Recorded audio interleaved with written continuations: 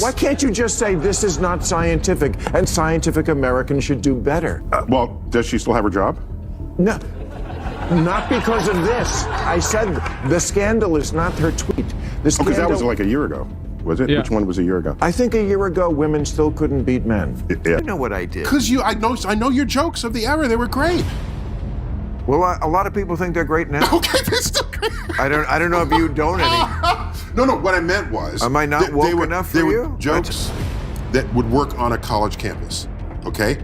Surely there's a portfolio of jokes that would still work on a college campus.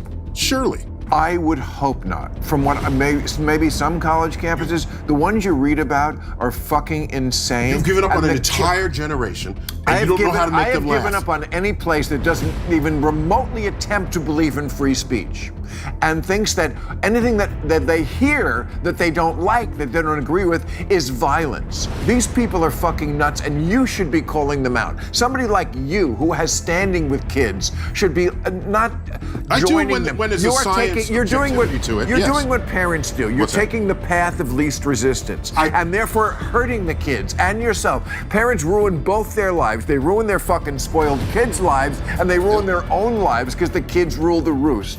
So that's what you're doing on a national level. I'm feeling more like on the porch. Get off my lawn. Really? I feel like we're in the barbershop. Bill Maar wrecked Neil deGrasse Tyson on air, and Joe Rogan is loving every second of it. Tyson tried to flex his usual science swagger, but Maar wasn't having it. He cut through the ego and exposed the cracks. Rogan called it satisfying. Translation: the intellectual elite just took a serious L. Tyson got humbled, Maar went savage, and Rogan's reaction?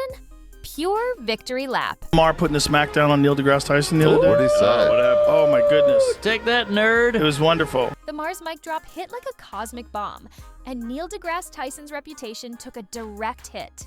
It all started when Tyson smugly claimed people just don't get science. Social media exploded, calling him arrogant and out of touch. Then Bill Maar stepped in with a scorching reply, "You don't need a PhD to spot condescension." Tyson went into full damage control, but the backlash, already viral. And Maar, he walked off like he just dropped the mic on Mars again. Engage with the idea here. What I'm asking is, Scientific American is saying basically that the reason why an WNBA team can't beat the Lakers is because of societal bias. Bill Maar didn't waste a second. He came out swinging and cornered Neil deGrasse Tyson with one brutal question. What did he think about that Scientific American piece claiming the gender gap in sports is just a social construct? Easy question, right? Just call it what it is. But nope, not when you're dealing with a modern intellectual master of deflection.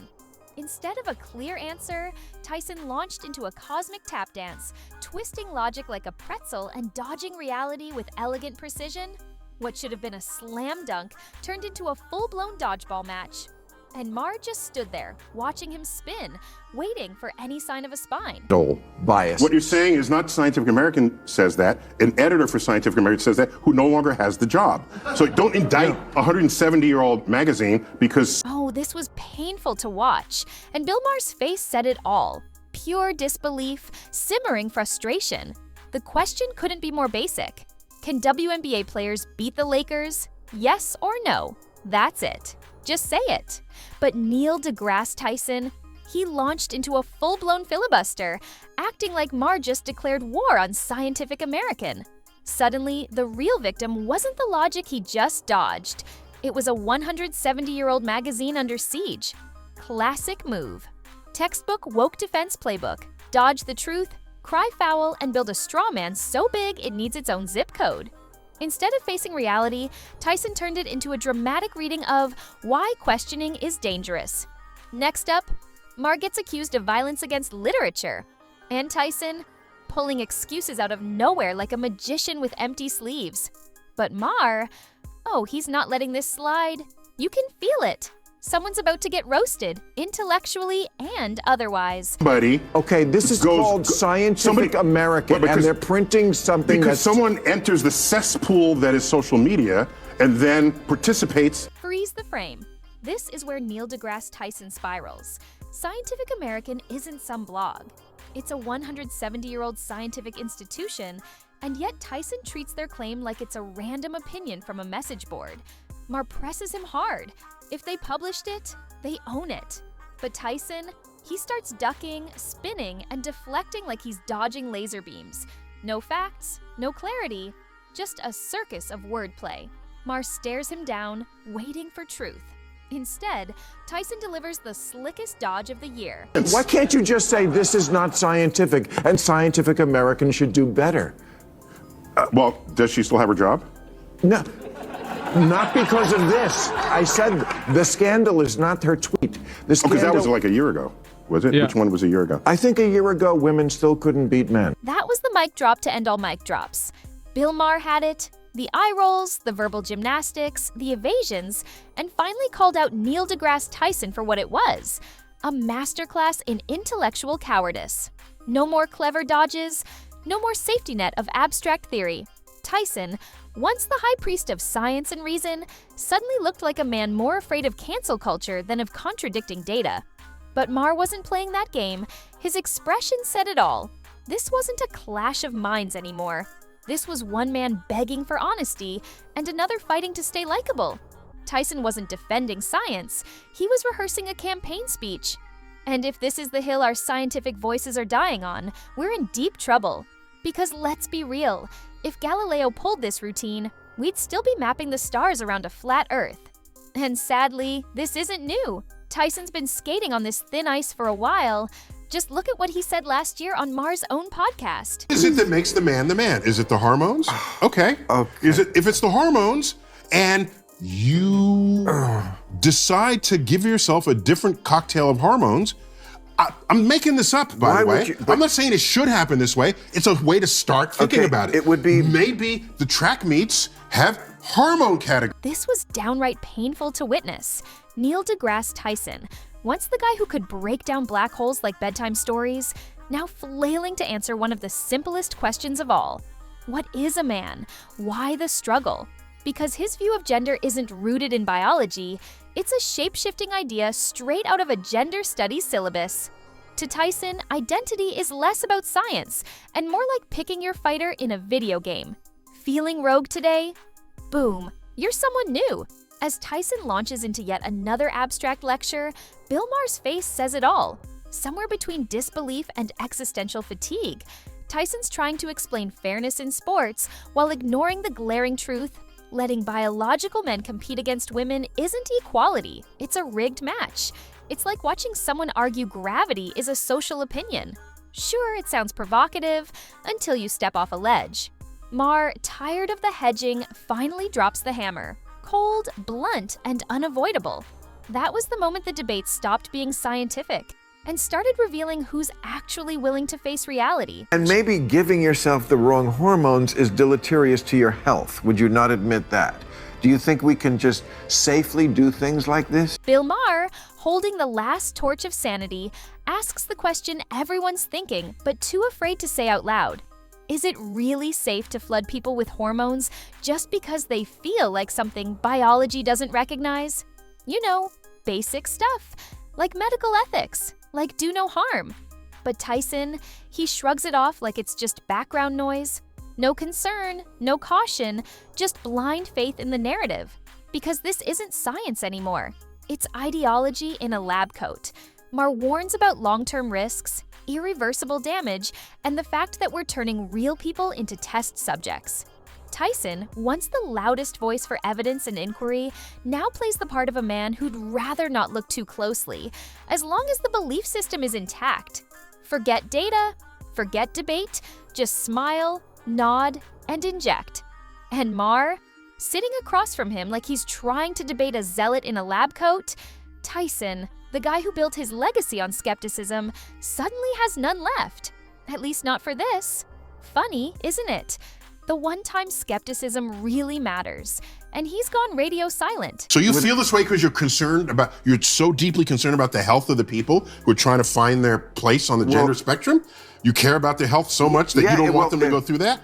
It's not something that keeps me up at night, but when the subject comes up, I care about them like I care about all people. And then it happened. Neil deGrasse Tyson dropped the mask, With a smug glance and a loaded question, "Do you really care about these people?" he exposed everything. This wasn't science. This wasn't reason. This was pure, unfiltered ideological warfare. Gone was the man of logic and evidence. In his place stood a mouthpiece for the mob, wielding guilt like a weapon. Suddenly, asking questions made you heartless, citing medical risks made you dangerous, and disagreeing, that made you a villain. Tyson didn't want a discussion, he wanted submission. Forget the data. Forget the irreversible procedures on confused teens. Forget long-term studies.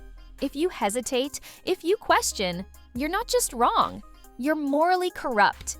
That's the script, that's the whole game. No counter-arguments, just moral posturing. Maar, he saw right through it. The look on his face said, "Oh, so now feelings matter more than facts." The scientist had checked out. What was left was a preacher for the church of political correctness, preaching dogma in a lab coat. You know, my friends who are around my age, 40, no, and they have like kids who are like super woke and drive them fucking nuts. I got woke kids. I will never be as woke as my kids would want me to be, ever. Yeah, but you're a little too. Still. And, you know, woke does not automatically mean better. Newer does not automatically mean Right, that's better. true. So that's why I say to talk broadly is bullshit. We've been saying it. Neil deGrasse Tyson's gone full woke, whether he wants the label or not. He tries to laugh it off, says he's not as bad as his kids. But come on, if you're out here measuring your level of wokeness on a scale, you're already knee-deep in the ideology swamp. And Bill Maar, he smells the spin from a mile away. He calls it right to Tyson's face. Because no PhD, no cosmic charisma, no galaxy-brained monologue can twist ideological fluff into scientific reality. They may be pals, but Maher's not in the business of sparing feelings. He's a truth seeker first and a friend second. Left, right, woke, anti-woke. If you're full of it, Maher's lighting the match. Watching Tyson squirm, it's like watching a scientist realize mid-thesis that he's defending astrology instead of astronomy. But instead of stopping, he hits the gas, because that's the woke autopilot. Never back down, never self-reflect. Just point fingers at the nearest skeptic and call them the problem. The XXXY chromosomes are insufficient. Because when we wake up in the morning, we exaggerate whatever feature we want to portray the gender of our choice. I don't think it works that way. Either the one you're assigned, the one you choose to be, whatever it is. Today I feel 80% female, 20% male. I'm gonna put on makeup. I'm a woman! Tomorrow I might feel 80% male. I'll remove the makeup and I'll wear a muscle shirt. Manhood. Why do you care? Doesn't make sense. What business is it of yours to require that I fulfill your inability to think of gender on a spectrum? I'm interested in reality. Neil deGrasse Tyson wants us to believe gender works like a customizable Starbucks order. Today you're a man, tomorrow you're a woman, and by Friday, non-binary with extra foam. According to him, those ancient, boring little things called chromosomes, yeah, double X and XY, the ones that have defined biological sex since forever, are no longer the main characters.